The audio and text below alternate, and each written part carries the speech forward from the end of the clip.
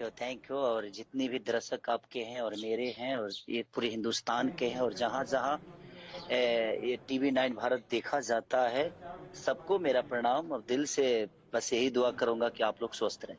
जी, तो सबसे पहले तो मुझे लगता है माफी मांग ली, तो थोड़ा देर लग गई इस सेटअप को करने में। आप भी बड़ी देर से इंतजार कर रहे थे। अच्छा, बड़े दिन हो गए हैं, सभी लॉकडाउन में हैं और अब तो मुझे लग रहा है कि काफी लोगों को बड़ा ही चिंतित सा महसूस होने लगा है कि ये कब तक लॉकडाउन चलेगा। आप भी बड़े लंबे समय से घर पर हो गए, लेकिन मुझे लगता है इसकी पॉजिटिव साइड, ब्राइट साइड ये है कि घर पे परिवार के साथ समय बिताने को भी मिल गया है। तो आपके लिए ये लॉकडाउन कैसा चल रहा है? मेरे लिए बहुत बेटर नहीं कहेंगे, क्योंकि देखिए हम लोग एक कलाकार हैं, बट हम आज घर में हैं तो कम से कम खुद को पहचान पा रहे हैं अपने परिवार के साथ रह के। और क्योंकि मैं साल की कम से कम 10 फिल्में करता हूं, तो साल में ज्यादा से ज्यादा 2 महीने ही रह पाता हूं घर में। लेकिन इस बार ऐसा नहीं है, क्योंकि इस बार तो प्रकृति का आपदा ऐसा है कि पूरे विश्व पे भारी है और मजबूरी है। और सबसे ज्यादा कष्ट में हम ही लोग रहते हैं कहीं ना कहीं, और रहना भी पड़ेगा, क्योंकि हमारा काम जो है कहीं ना कहीं आपको शायद कोई यहाँ पे टेक्निकल प्रॉब्लम हो गई है, उस कारण वो अभी हमारे साथ अब वापस आ गए एक बार फिर से। जी, शायद कुछ टेक्निकल प्रॉब्लम हो गई थी। जी, कॉल कट गया था। बताएं। फोन कॉल आते रहते हैं। जी जी। तो हमारा भीड़ का ही काम है। तो एक बार फिर से थोड़े से टेक्निकल एरर है। जी, मुझे लग रहा है कि फोन कॉल्स बहुत आ रहे हैं, क्योंकि इस लॉकडाउन के दौरान ये भी बहुत हो गया है कि लोग अपने पुराने दोस्तों को और उन लोगों को कॉल कर रहे हैं जिनसे शायद बहुत लंबे समय से बातचीत नहीं हुई थी। तो हम लोग का क्राउड का ही काम है, कहीं ना कहीं 100 लोगों की यूनिट होती है। शो भी करते हैं तो कम से कम 3 से 4 लाख हमारे शो में लोग आते हैं। तो कहीं हमें लगता है कि 6 महीने से पहले ना हम कोई सिनेमा कर पाएंगे और ना ही हम कोई शो कर पाएंगे। और अच्छा भी है मेरे हिसाब से। मुझे लगता है कि देश बचेगा, लोग सुरक्षित।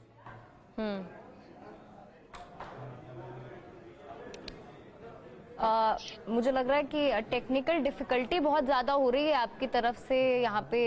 खेसारी जी, एक बार फिर से कोशिश हमारी यही तो जा रहा है कॉल। नहीं, एक्चुअली कॉल वगैरह आ रहा है ना, उसकी वजह से प्रॉब्लम हो रही है। तो मैं यही कह रहा था कि हमारा सारा काम क्राउड का ही होता है, तो मुझे लगता है कि सबसे ज्यादा प्रॉब्लम तो कलाकार को ही होने वाला है। क्योंकि 6 महीने तक मुझे नहीं लगता कि हम लोग कोई काम कर पाएंगे। तो 6 महीने तक तो हम भी अब मन बना के ही बैठे हैं कि कोई काम तो आएगा नहीं अभी। कैसे आएगा? हम डांस करेंगे तो उसमें क्राउड होगा ही। डांस करेंगे तो डांस। मुझे लगता है कि आज की ये जो वार्तालाप है बार बार बीच बीच में रुक रही है। नहीं, फोन आने के चलते रुक रही है। जी, तो इसीलिए मैं कह रहा हूँ कि हम लोग को ज्यादा प्रॉब्लम है, तो कोई नहीं, बट देश सुरक्षित रहेगा तो शायद हम इतने दिन से काम तो कर ही रहे थे। 6 महीने घर पे भी रह के देखते हैं, परिवार को समझते हैं। और आज मेरे 2 बच्चे हैं, बीवी है, तो मैं काफी दूर ही रहता था, क्योंकि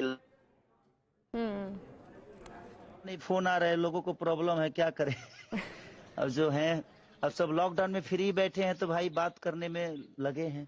हाँ। अच्छा, मुझे ऐसा लगता है ना, आपके तो तमाम ऐसे गाने जो इस लॉकडाउन के दौरान सुपर हिट हो रहे हैं। मैंने देखा यूट्यूब पर करोड़ों और भी लोग देखी जा रहे, पसंद भी कर रहे हैं। तो मुझे लगता है कि लॉकडाउन तो एक बुरा समय तो है ही, वाकई में एक ग्लोबल पेंडेमिक है और तमाम लोग इससे तड़प रहे हैं। पर आपके जो गानों को, आपकी फिल्मों को लोग इस दौरान बहुत ज्यादा पसंद कर रहे हैं।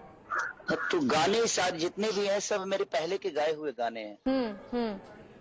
मैं एक दिन में 30 गाने गा देता हूँ। अच्छा। तो उस बीच में मैंने कुछ गाने गा के रखे थे, और वही गाने, क्योंकि अब तो मैं ना घर से निकल ही नहीं पा रहा हूँ। कहाँ पर हैं आप आजकल? मैं मुंबई में ही हूँ। अच्छा, मुंबई में ही है। तो मुंबई में तो वैसे भी हालात बहुत ज्यादा बुरे हैं, वहाँ तो लगातार कोरोना के जो केसेस हैं वो भी बढ़ रहे हैं।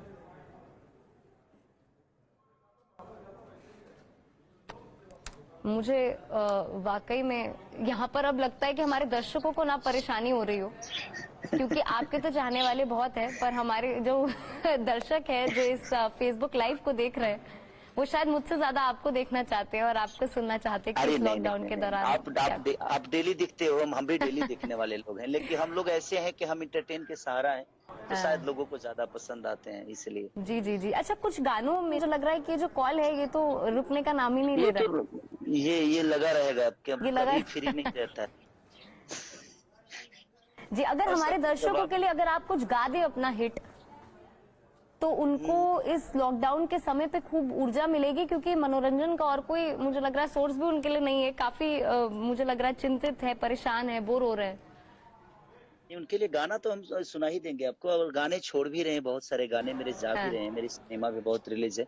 हो जी। सकता है लॉकडाउन के बाद अगर कुछ सहूलियत मिला तो हमारा मेहंदी 3 जो कि 3 दिन में बहुत ज्यादा कमाई किया था, लेकिन लॉकडाउन की वजह से उस सिनेमा को रोकना पड़ा, क्योंकि अच्छा। हॉलें बंद है, हर जगह पे आना बंद है, क्राउड नहीं आ सकता, तो उसके बिल्कुल लिए सर। सिनेमा कैसे चल सकता है। लेकिन अभी प्रॉब्लम तो है, और इस दुख में थोड़ा सा प्रॉब्लम तो है, हमें देख रहे हैं, लेकिन दुख उन्हीं को है जो दूध पीते हैं, दारू पीने वालों को दुख नहीं है।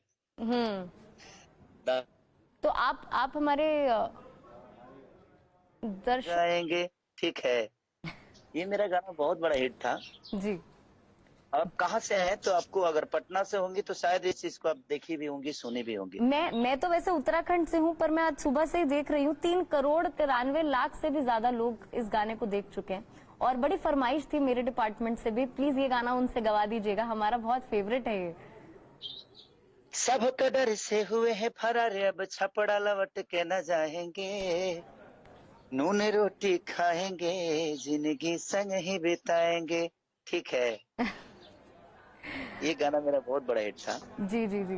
अच्छा, मैं एक इंटरव्यू आपका देख रही थी खेसारी जी, आप कह रहे हैं कि आजकल घर पर बैठे हैं तो गरम गरम रोटियों का भी लुत्फ आप उठा रहे हैं, क्योंकि आपने बताया कि काफी लंबा समय हो गया कि परिवार के साथ बैठने का शायद समय आपको नहीं मिल पाता है, क्योंकि इतना बिजी स्केड्यूल होता है शायद।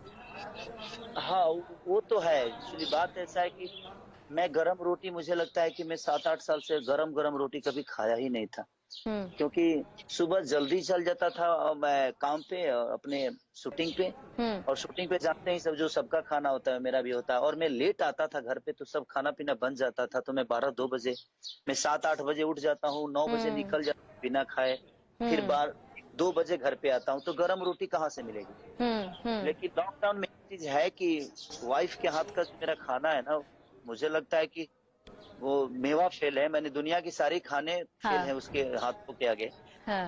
वो जो बना के देती है गरम गरम हर वो चीज मुझे, तो मजा भी आ रहा है, और थोड़ा सा मोटा भी हो गया हूँ मैं इस लॉकडाउन की वजह से। तो आप भी अपनी श्रीमती जी को काफी कुछ बनाकर दे रहे हैं, क्योंकि मैं देख रही हूँ कल निरहुआ जी मुझे बता रहे थे कि वो तो खूब काम कर रहे हैं, झाड़ू पोछा बर्तन कह रहे जो कभी नहीं किया या पहले करते थे, अब तो समय नहीं होता, वो सब लॉकडाउन करा रहा है। तो आप भी घर का काम कर रहे हैं आजकल? नहीं, घर मेरा एक्चुअली, मैं फ्लैट में नहीं रहता, मैं शुरू से मेरी एक आदत है कि मैं जिस तरह गांव में जमीन है मेरी, गांव में घर है, उसी हिसाब से मैंने बॉम्बे में भी बना रखी है।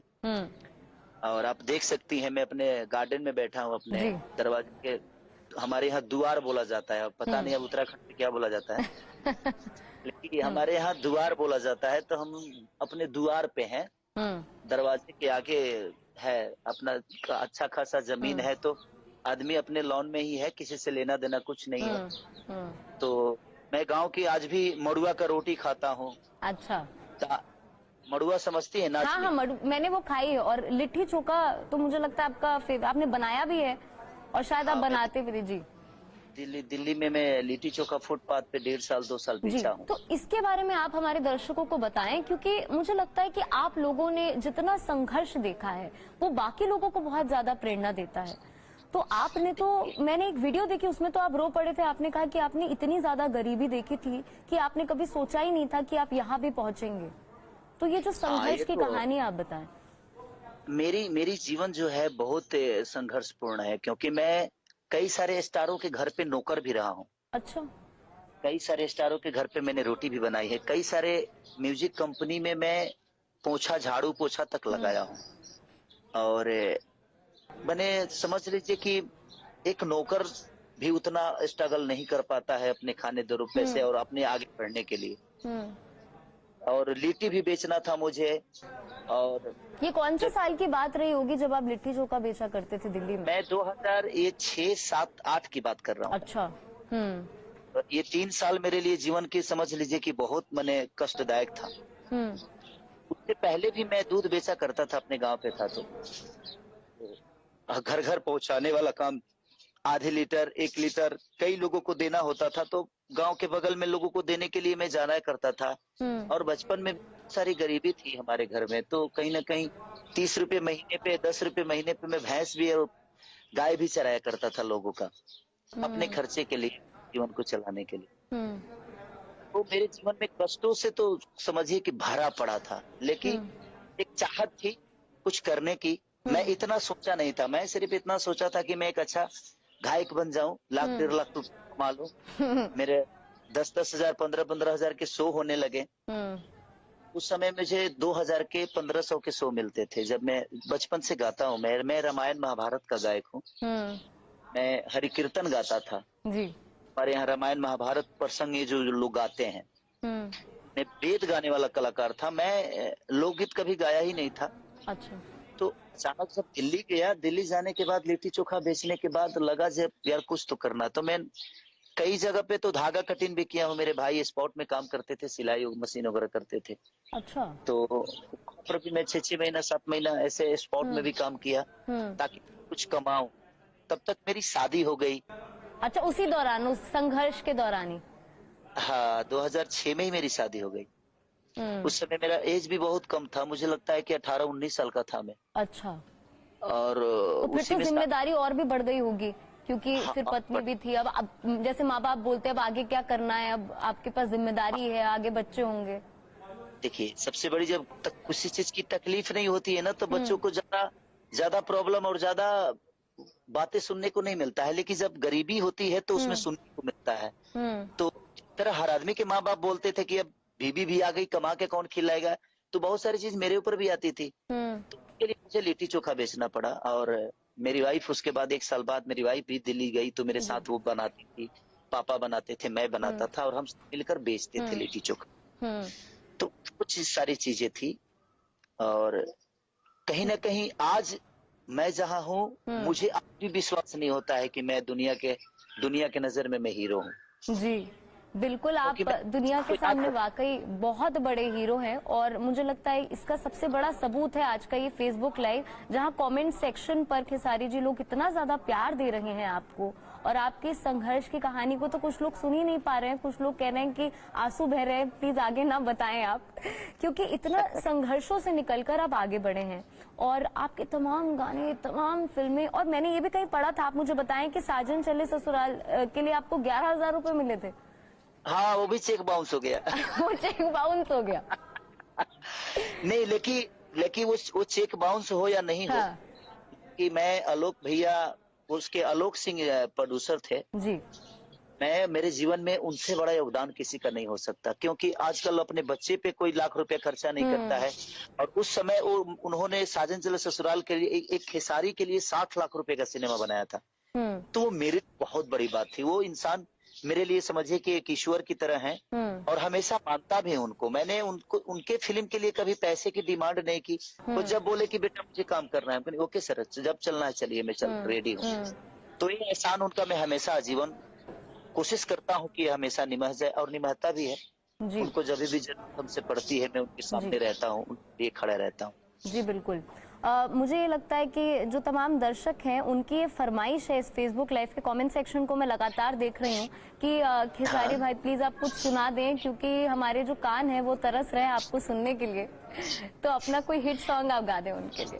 कि सुन सैया हो सुतल तनी कोरा में, जरत जवनिया के आहरा हो लग। तो गाना सुना रहे थे खेसारी लाल यादव, लेकिन अभी यहाँ पर, हाँ जी, आप गाना सुना रहे थे, मुझे लग रहा है बड़े बुरे समय पे ये जो कॉल है वो ड्रॉप हो गया। जरत जवनिया के आहरा हो लागत निकल जाई बाहर हो, समाही नहीं झोरा में, सुन सैया हो सुतल तनी कोरा में।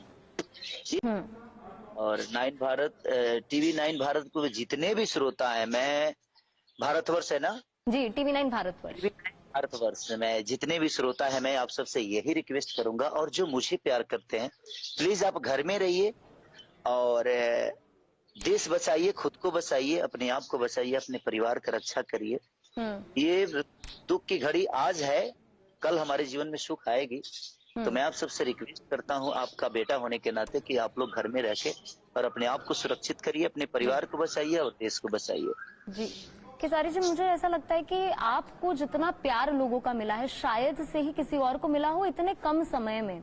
और मैं जैसे बोल रही हूँ लगातार, इसका सबूत ये है कि इस फेसबुक लाइव पे तमाम लोग कमेंट कर रहे हैं कि वो आपसे कितना प्यार करते हैं, आपकी फिल्मों का इंतजार उनको कितना ज्यादा है, और इस दौरान वो आपके गाने सुनकर जो है समय बिता रहे हैं। जी, आप कुछ कह रहे थे, बताएं। आपका नाम क्या है? सरगम। सरगम। सरगम जी, देखिए ये सिर्फ गायकी की वजह से नहीं है। हाँ। इतना प्यार सरगम जी मुझे गायकी की वजह से नहीं मिली है और मेरे फिल्मों की वजह से नहीं मिली है। नहीं तो हीरो तो बहुत सारे हैं, तब कारण उसका है सोशल वर्क। मैं सोशल वर्क में बहुत ज्यादा विश्वास, वो मेरा विचारधारा है, क्योंकि जिस गरीबी से मैं आया हूँ, मैंने हमेशा कोशिश किया कि मैं जिस गरीबी से आया हूँ, उस गरीबी में जो लोग हैं उनको मेरे से जितना मदद हो सके मैं उनका करूँ। जी। और इस हफ्ता में भी मैंने कम से कम जितना भी कोशिश हुआ, मेरे से जितना हो सका मैं कर भी रहा हूं और किया भी। तो बाढ़ आता है या किसी को कोई प्रॉब्लम हो जाती है तो हमेशा खड़ा रहता हूँ। तो कहीं ना उनका जागरूकता सिर्फ खेसारी को गाना सुनने के बाद और सिनेमा देखने के बाद नहीं, कहीं ना कहीं मेरे विचारधारा लोगों के प्रति एक सिंपैथी का है, इसलिए शायद लोगों को ज्यादा प्यार खेसारी से मिलता है और लोगों का प्यार खेसारी को मिलता है। वाकई सही कहा आपने। और कई भाई बहन ऐसे भी हैं जो दिहाड़ी मजदूर थे, दिहाड़ी पे काम करते थे, और क्योंकि लॉकडाउन के वक्त कुछ काम नहीं है तो दिल्ली छोड़ के वापस जाना पड़ रहा है। कई लोग यूपी से थे, बिहार से थे, मध्य प्रदेश से थे, और कई लोग ऐसे हैं जो कि जगह जगह पर अटके हुए हैं, खाने के लिए उनके पास पैसे नहीं है और बड़े चिंतित हैं कि कब तक लॉकडाउन चलेगा। तो ऐसे लोगों के लिए आप क्या कुछ कहना चाहते हैं, भाई बहन जो हैं? देखिए, मैं यही कहना चाहूंगा कि जो भी हो रहा है ये सबके ऊपर है। ऐसा नहीं कि सिर्फ उनके ऊपर ये आपदा आई है, पूरे हिंदुस्तान ही नहीं पूरे वर्ल्ड के ऊपर ये आपदा आई है, और कहीं ना कहीं हर लोग परेशानी है। मैं ही जहाँ हूँ वहाँ परेशानी हूँ। तो ये परेशानी हर आज सरकार, मुझे लगता है कि यूपी सरकार ने बहुत अच्छा कदम उठाया है। अपने राज्य में सबको बुला रही है, अपने वर्करों को, अपने शिक्षकों, अपने पढ़ने वाले बच्चों को, जितने स्टूडेंट हैं सब बाहर से कहीं ना कहीं अपने राज्य को आ रहे हैं। तो यूपी सरकार की तरह ही मुझे लगता है कि हर सरकार को ये बातें अमल करनी चाहिए। सिचुएशन में यूपी सरकार की तरह काम करना चाहिए। अगर ऐसा होगा तो शायद कहीं कोई रहेगा नहीं, और धीरे धीरे हर आदमी स्टार्ट कर भी रहा है। तो मैं चाहता हूँ कि आप लोग जहाँ रहें, वीडियो मैसेज के द्वारा आप अपने सरकार को जरूर भेजें, लाइव द्वारा सरकार को जरूर मैसेज पहुंचाएं कि आप क्लिक में हैं, और जहां जहां तक है कहीं ना कहीं सरकार अमन कर रही है उसको। और हम खुशनसीब हैं जो हम लोग ऐसे देश में हैं कि हमारे प्रधानमंत्री बड़े ऊर्जवान हैं, ताकतवर हैं, ज्ञानी हैं। तो कहीं ना कहीं अच्छी बातें हैं कि हम लोग उनको देख पा रहे हैं, और हमारा किस्मत अच्छा है जो ऐसे लोग हमारे बीच में हैं, जो हमें अपने बेटे की तरह नहीं, एक नेता की तरह नहीं, एक बेटा की तरह काम करके और अपने देश को आगे लेकर जा रहे हैं। जी बिल्कुल। अच्छा, आप तो बिग बॉस के घर पे भी रहे हैं, तो बिग बॉस का घर भी एक लॉकडाउन की तरह ही था। तो बिग बॉस का घर का जो लॉकडाउन था और जो असल लॉकडाउन है, इसमें क्या कुछ अंतर आपको महसूस हुआ? उससे अच्छा है ये लॉकडाउन कि एटलीस्ट परिवार वालों के साथ तो है। और सबसे बड़ी चीज कि यहाँ झगड़ा तो नहीं है। यहाँ तो कि कोई माँ की गाली तो नहीं दे रहा है, कोई बहन की गाली तो नहीं दे रहा है। वहाँ ऐसा नहीं था। वहाँ माँ बहन की गालियों से शुरू होती थी सुबह, और शाम तक क्या हो जाएगा उसका अंदाजा ही नहीं रहता था किसी को। जी। मैं खुश हूँ कि कम से कम मैं 3-4 हफ्ते में चला आया, लेकिन सोचिए जो 50 हफ्ते रहा होगा वो फिर से बिग बॉस के घर में चला गया, उसकी स्थिति क्या होगी? बाहर देखने ही शुरू किया था तब तक फिर से बिग बॉस के घर में उसको जाना पड़ा। लेकिन ठीक है, अच्छा प्लेटफॉर्म था मेरे लिए, और मैं खुद को नहीं गया था। मैं वहां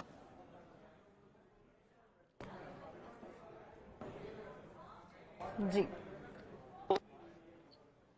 मैं भी उसके घर में खुद को बेचने नहीं। ज्यादा समय हमारे पास नहीं है, तो बहुत अच्छा लगा आपसे बात करके। और जाते जाते अपने दर्शकों को आप कुछ अच्छा सुना जाएं, ताकि आपके जाने के बाद भी वो इस लॉकडाउन को अब आगे तक मुझे लगता है उनको मदद हो जाएगी। जाने गई नी ये हो जान, जाने गई नी जान, प्यारे नहीं खेले खल हाथ के लकीर में, नई खुद तकदीर में जान।